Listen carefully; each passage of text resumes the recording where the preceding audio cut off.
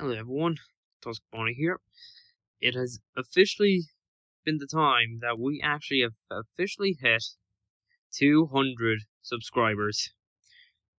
I just wanted to go out of my way and just say thank you everyone who's been supporting us for the last 2 years of making all this content for you everyone. Thank you so much for all this support.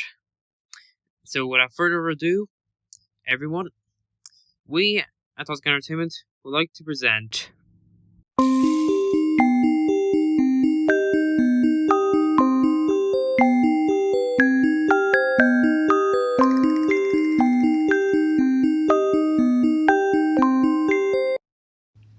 before we actually get into it, as you saw from the people that are being starred, that is absolutely correct. We are starring as well the voice actor of DrawKill. Hold on, I do have a video of him being here a little bit ago. Hang on. Alright, there he is. Alright, let's get this out of the way. So, DrawKill, would you please say hello to everyone? He's a little bit silent for the moment. Yeah. But anyway, we will show who he is behind the mask very soon during this video. Alright, now we're officially going to get to work on talking about him. For the past few months of making the Tusk Bonnie series, DrawKill has been one of the best characters I might have actually put a lot of my time in. DrawKill is well known to be the god of death and the leader of his own squad, which is known as Kill Squad. If anyone has seen Tusk Bonnie in a Nutshell episode 5, we teased one of the members of the squad, who's going to be voiced by one of our newer voice actors that are going to be coming to the series very soon. But anyway, unlike Tusk Bonnie's story, DrawKill's story takes place the same point in time as his does, which was 1922. But he wasn't in the real world. He was formed, well, in the one place everyone will know it as a fiery pit of hell, which of course is hell. For over the past 100 years of Tusk Bonnie's actual production and going through the FNAF universe till 2023, DrawKill has suffered in hell going through some of the past moments he's been through back in his human self form. But as it's 2024, which is basically the time we actually been created from me, that was at the point of time that he actually escaped. Although some of you might say that's already past 2024 by now, and we wouldn't have had one of these videos out. Well, Animatronic Archives was not made back at that point in time, so we had to do it now. So yeah. Anyways, back to the story. After when DrawKill has escaped from hell, his memory of even remembering how the world used to be back in 1918 looked entirely different to him, since this is at our modern point in time, which of course I'm talking about 2024. Anyways, let us get to... Wait, what the... that was odd. Anyway, as I was trying to say... Okay, what the hell's going on? Hang on, give me 1 second. Alright, that should be fixed now. That was very odd, but anyway, let us get back to the documentary. After that he saw that everything's changed over the past 102 years, he decided to have a little look around town, just try to act not suspicious. But some people have been taking his appearance to be actually Tusk Bonnie, even though he is not. So over the past few months, he decided to actually work with Tusk Bonnie, and then, well, decided to make a bit of a difference between the two, which is basically, of course, his iconic cloak and his iconic mask. Although you might all see the mask as some normal mechanical type of mask, there's actually a bit of some story behind the mask that he made. After when he escaped from hell, he was given a job, and that was to rebalance both the world he came from and the multiverse. So he made a few other masks and decided to do something that some people might not actually expect him to do. If anyone does remember the Springlock suits from the actual FNAF series, the mask is almost something like that. For anyone who wears the mask would immediately get springlocked in the face till they actually, well... And for the sinners who got spring lock from the mask, DrawKill would immediately repower the mask to make the mask's control over their bodies, which of course would turn them into a type of corpse beings. And that was also how Kill Squad was formed. Sad news is we do not actually have any art for them, so I cannot show them in this documentary. But all I can say for Kill Squad is each of the members are given a certain code name, so then like no one will get confused on who is which, since they all kind of almost look the same. For starters, DrawKill, aka the leader, he is known as Green, since he is the original one. Second up is the vice leader, which he takes his name as Red. Third one on the list is our sniper, Blue. For the fourth one, this one takes two. They're both the Melee Maniac and the Stealth King, or Queen, I shall say. And that would be Yellow. The last member of Kill Squad is Brown, which is both the supporter and kind of the rookie in the group.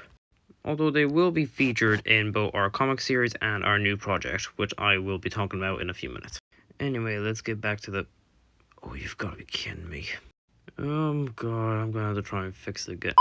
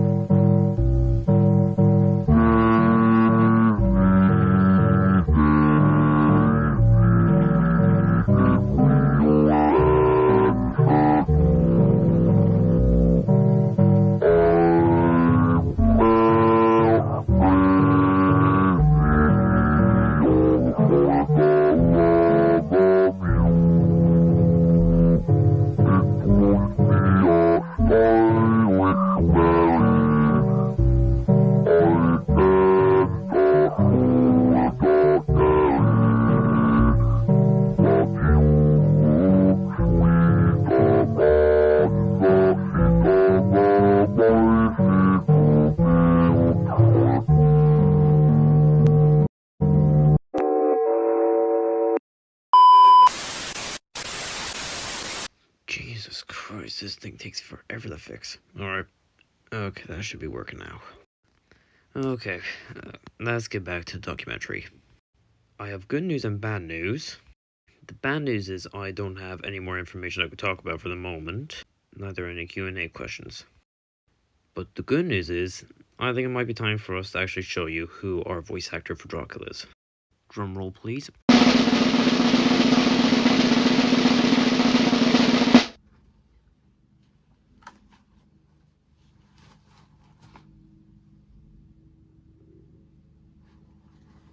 Yeah, hello everyone. It has been a little bit, and as you see, I am DrawKill. And there you have it. I am going to be the one who's going to be behind DrawKill's voice, and I actually did do DrawKill's voice in the Tusk Boy Nutshell episode 5. Hello? Is this DrawKill? How did you get this number? I will murder you. Some of you might be a little bit annoyed that I'm just literally taking over some of the protagonist characters. Well, there's an actual reason I'm voicing DrawKill. Unlike Toskabani, DrawKill and Toskabani are actually the same person. And I don't mean for animatronic body like, I mean human soul, voice, and everything. They are the same person. And since I am volunteering to voice Toskabani and Toskabani in the Nutshell, I would also be taking DrawKill's place, since like both of them are the same person. So it would be a little different and a little odd for us to have like two separate voice actors for the same character. Even though our brand new voice actor is voicing Yellow in the Kill Squad, well, Yellow is not really properly alike to the others. Yellow is a little more different than all the rest, is what I'm trying to say. Also, since we did hit 200 subs, I think there might be one more thing we shall show you. Does anyone by chance remember this certain symbol that we showed you? Some of you can't say no, because one, it was featured in this video, and two, it was also put up on the community posts some a while back.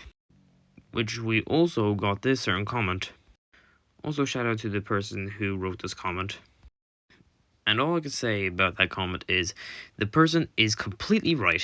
We are finally going to be adding some actual Murder content very soon, which also includes a game we're going to be playing very soon on Tuscle and Piz Plenty Plays.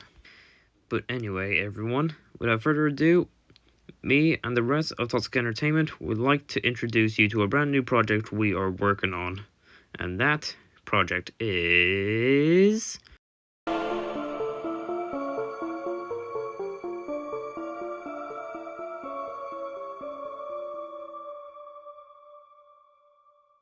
That's right, everyone. We are actually going to be working on our own Murdrones AU. Which, of course, you saw there. That was the intro we were working on for the series. Ever since the first time when I watched Murdrones, it was one of my most favorite series I've actually watched that was made by Glitch Productions. And I was really sad that they ended it. So, like a little bit of a while later, I had an idea of actually making my own Murdrones AU based on the actual series. But instead of just one season, we're actually thinking of adding more seasons, more characters, more fight scenes also, and some different voice actors for some of the different characters.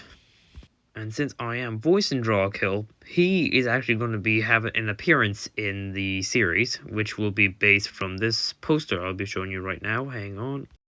And here it is. This is the poster I've been working on behind the scenes, which is going to be for one of the episodes for season 1, which I believe, if some of you remember the trees and all that, I believe some of you might know what certain episode this one might be. If anyone doesn't really know what this poster is meant to be based on, this poster is meant to be based on one of the Murdrones episode, which is known as episode 4, Cabin Fever. Although some of you might ask of where are we going to be getting all the voice actors for the actual characters, well, behind the scenes, again, I'm just saying, we actually have been working on this a little earlier than at the moment that we're actually telling you guys about this.